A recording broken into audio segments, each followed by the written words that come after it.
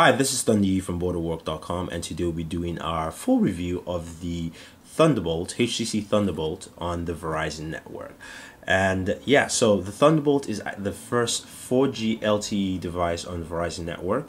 And as you can see, the first thing you notice is it does have a kickstand, similar to what you have with the Evo. So let's go ahead and take a look at the hardware, and then we'll jump into the review.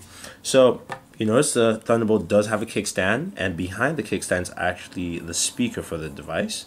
You can see it says 4G LTE behind there. It does have a dual LED flash at the back, as well as an 8-megapixel camera that shoots video at 720p. The top of the device, you do have your power button and your 3.5mm jack there.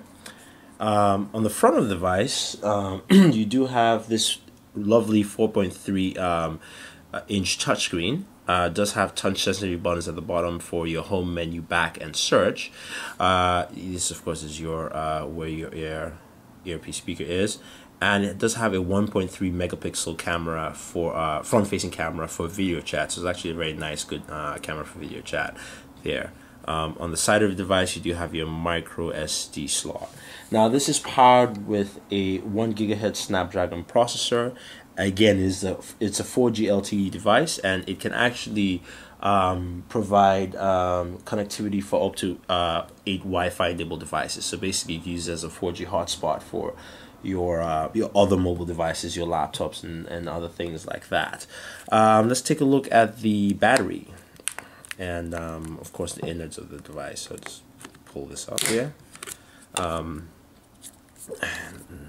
go here, pull this out. Now it does come with 32 gigabyte micro SD card, and it also has a 4G LTE SIM card. So 4G LTE devices, yes, on Verizon do use SIM cards, and that will come with it. So if you buy a Thunderbolt or any future LTE devices on the Verizon network, they will have a SIM card slot for the LTE device. And the battery itself is a 1400 milliamp battery. And yeah, so let's go ahead, close this up, and power up the device, and jump into the review. Alright, so before I jump into the review, I just wanted to show you guys the startup sequence of the Thunderbolt. It's actually pretty cool, different. Also let you know, this is a review unit. I actually purchased this. This was given to me by Verizon, so just to let you guys know, that's why there was no unboxing or anything like that. But here's the startup sequence. Shows the HTC logo. That comes up, and then you see something familiar you've probably seen on Thunderbolt ads, I think.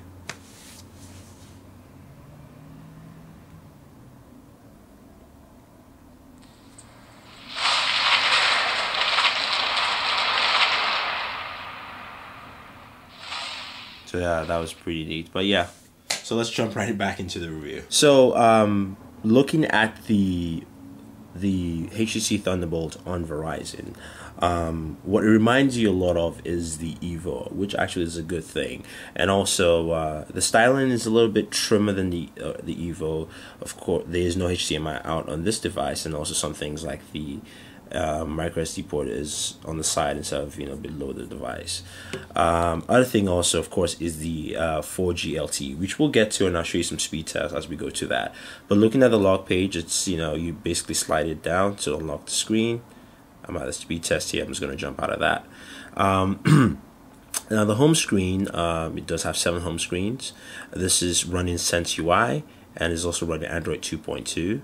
We can just go into the menu here and jump into settings, and then you can see, of course, this is very typical Sense UI settings that you have with this device.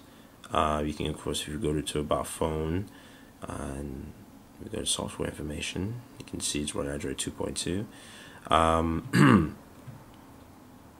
Now going through this, one thing I noticed is that it adds a little different flair to the Thunderbolt is the task manager, which actually runs in the notification bar. I mean, you can also hold down to see your multitasking applications that are running with your home button, or you could go back, pull down the notification bar, and it's right there. and you can jump in and out to different applications you're using or you want to use or you're checking out. So which is pretty nice and pretty neat with the Thunderbolt. Going to just checking out some of the widgets. Now, when you go to personalize, you get, of course, what you get with Sense UI. You can change your scene, the wallpaper, your skins. You can also go look for widgets, application shortcuts, sound test your ringtones, which is through VZ Airwaves, of course, and jump into your alarm system. So a lot of the Sense UI things you enjoy in Sense UI are still here and work well with the device overall. Jumping out there, let's take a look at the camera. So again, we do have two cameras. The rear camera is 8 megapixel and the front camera is 1.3. I'm just going to flip this around because the camera UI actually flips. So what you have here with the camera UI is what you have with typical Sense devices. You can take pictures. Hidden menu allows you to jump in and switch over to either the main or switch to the front facing camera. You can see that shows, of course, my lighting. You can actually see my hand there as I'm doing this review. So we'll have pictures and we'll have videos with this. So right after this segment, as we cover the camera, we will have more videos, about a minute or so of recording indoors and outdoors, as well as something from darker lighting sets. But it also has dual LED flash, which helps you a lot with that. So you know, definitely check that out. It will have a lot of stills also with this review. And then, like I said, it has a lot of the general Sense feel. A couple of pre-installed apps also, which you can check out. Some games from EA, Let's Golf, and things like that. So what you typically have, your general great Android experience is installed with this device. What allows the Thunderbolt to basically take the cake and be your massive beauties, a couple of things. First of all, you do have Wi-Fi capability or hotspot capability for up to 8 devices. The app is right here on the home screen. You can basically take it from your app tray, and it's actually quite simple to set up. All you have to do is go through this, hit OK. Basically, you can set up security password, change the passcode for that, and set up your hotspot by just clicking that to turn on. Hit OK, processing.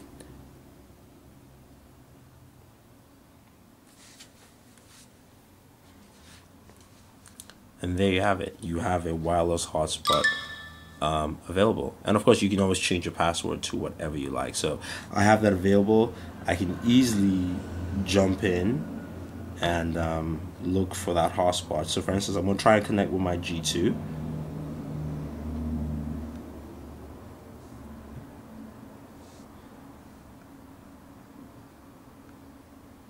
I'm just putting in the password.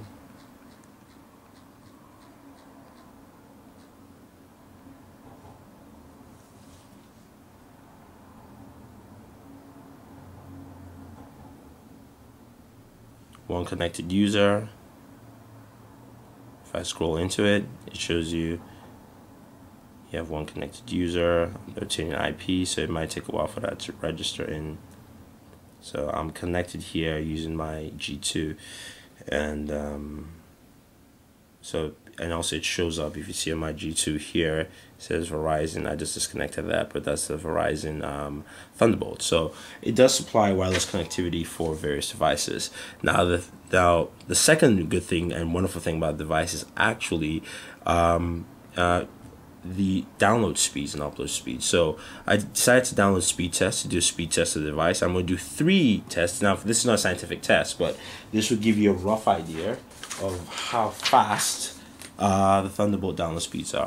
So I'm in Boston. Test location is in New York. You can already see I did a test. It did 22 megabits for downloads and 5 megabits for uploads, which is very, very fast. Now Verizon tells you should get between 5 to 12 for downloads, and about, if I'm not mistaken, 2 to 5 for upload. So let's restart that. This is our first one.